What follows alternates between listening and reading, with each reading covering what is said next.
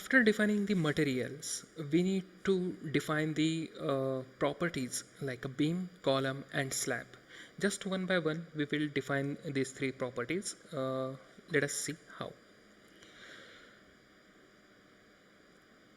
Go to define, go to section properties. Since first I need to define a beam, okay, say beam of 230 by 450 mm, okay. So since beam or a column, these both are forming a frame, so we will go to the frame section. In section properties, go to frame section. Here there will be a multiple properties available, so first you delete all these properties. So select here delete multiple properties. Okay, again we will delete the remaining properties. Okay, click on OK.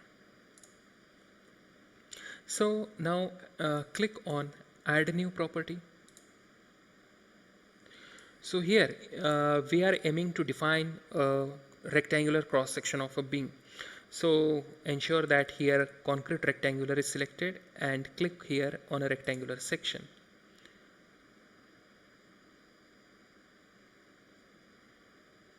Give the name to the property. Say here I am giving a name beam of 230 mm wide and 450 mm deep. Suppose this is a name, you can give it any name to it.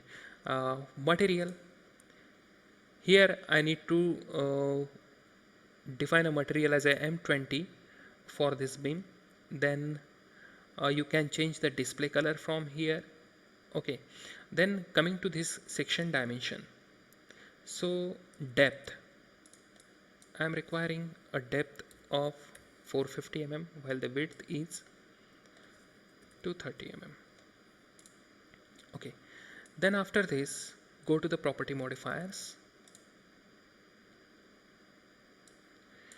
Since the beam is not going to take any torsional means you can say that bending moment is predominant or dominant over a torsion. So we will consider a torsion 10% only. So enter here 0.01.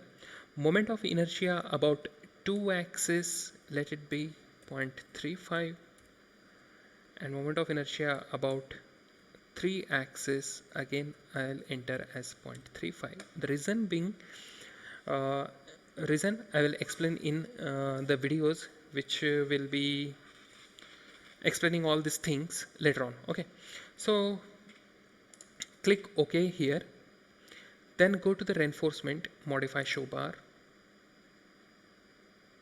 Okay, in this by default it will be selected. So first if you are defining a beam property, change it to the M3 design only. Okay, change here as HYSD 500. Now confinement bars, that is the stirrups. If you want to define these bars of a grade FE415 but you have not defined earlier, so don't worry, we have an option over here. Click on these three dots. We can define again here, add a new material. I am defining this time as a FE415, clicking OK, again OK. Now if you drop down this list, you will find the material is added over here. Okay, so cover to the longitudinal rebar group centroid. So generally 25 mm of clear cover is needed, but here they are asking about to the centroid of the longitudinal bar, means effective cover. So it should be in between 35 to 40. Let's say here it is 35 mm, bottom also is 35 mm, and don't change this data. Click on OK, and OK, we are ready with this data. Click on OK again. Okay, so in this way we have successfully added a beam property over here.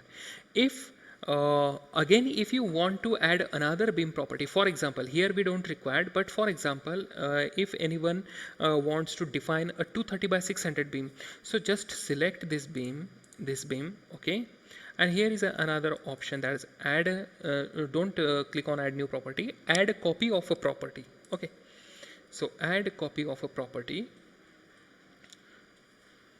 So just you have to give a name, that beam is of 230 by say 600.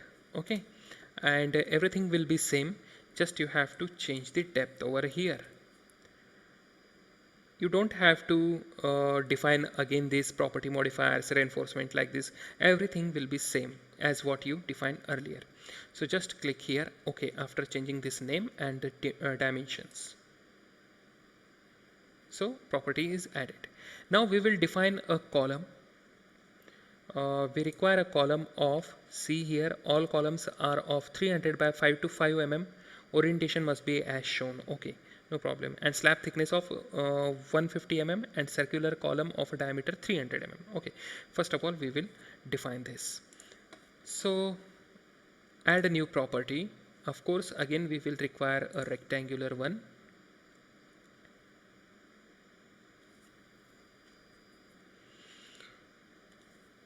I'm giving the name CLM 300 by 450 say, of a material M25 suppose.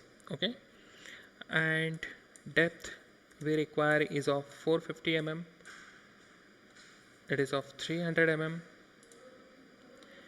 Now in modifiers,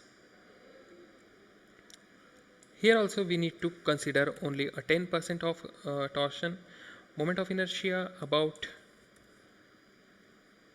2 axis is 0.7 and about 3 axis is 0.7.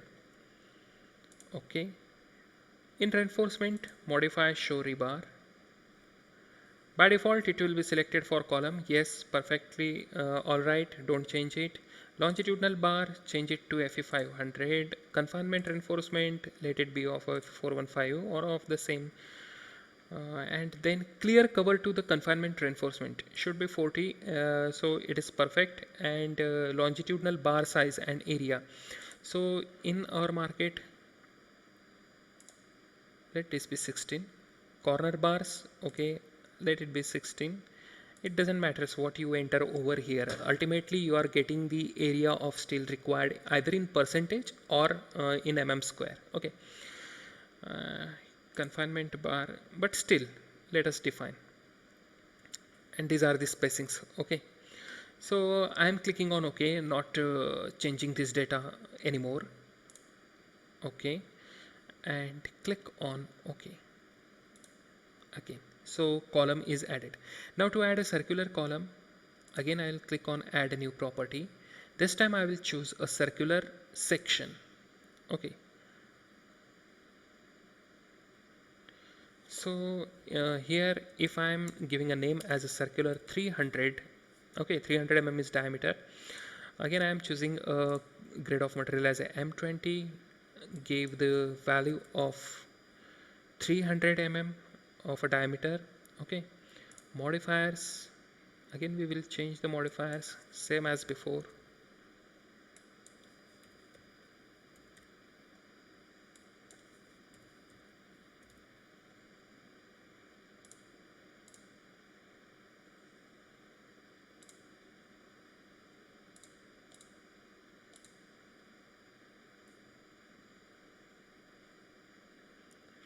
It may be 6 or 8, okay, but at least 6 should be there.